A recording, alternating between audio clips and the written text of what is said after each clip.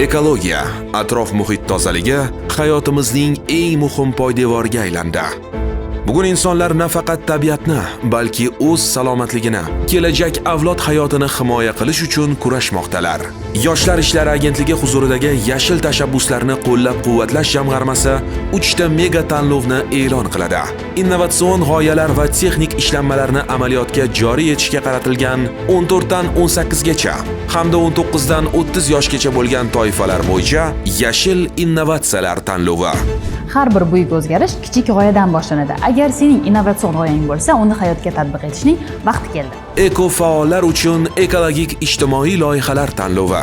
Tabiatni asrash bu bir kishining ishi emas, bu jamiyatning mas'uliyati. Agar sen atrof muhit uchun foydali tashabbusga ega bo'lsang, uni harakatga aylantir.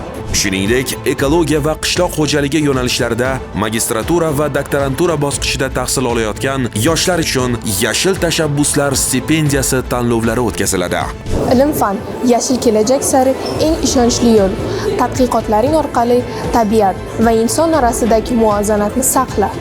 Arizalar 20-yanvardan 20-fevralga qadar yashiltashabbus.uz elektron platformasi orqali qabul qilinadi. G'olib deb topilgan eng yaxshi loyihalar jamg'arma tomonidan moliyalashtiriladi.